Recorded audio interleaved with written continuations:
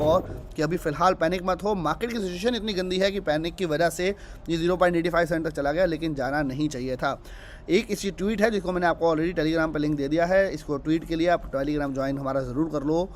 Good comparable for FDIC recovery process, entity got 62% of balances paid out right away under FDIC advanced dividend process, and by final payment had recovered 94%. If similar at SIVC, then circle max damage could be 198 million on 3.3 billion.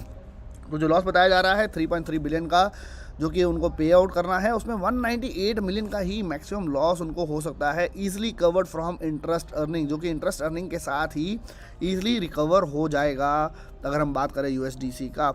Means the fair price would be 0.996 cent even if they did not cover that loss. अगर वो मान लेते हैं हम loss हो ही गया तो भी उसका जो फेयर प्राइस होगा वो 0.996 सेंट्स होगा with their own earning. Plus you are make sense like if 0.92 is 100% loss, अगर पूरा का पूरा लॉस हो जाता है 3.3 बिलियन का, तो $0.92 तक वो सेटल हो सकता है। And we are at 0.94 and 0.996 is near zero loss.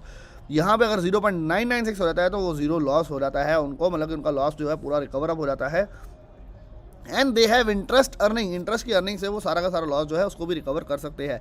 And they can issue डेप्ट टू रिकवर एज वेल, डेप्ट के थ्रू भी वो रिकवरी कर सकते हैं।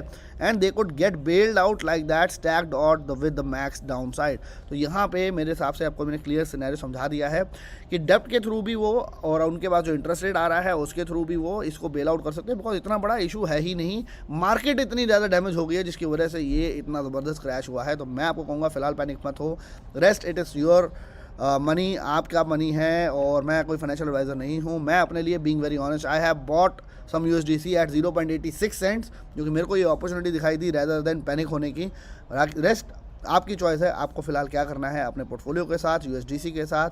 मैं 0.74 से 0.75 के ऊपर एग्जिट कर जाऊंगा अगर ये यहाँ से भी और क्रैश हो जाता है, लेकिन फिलहाल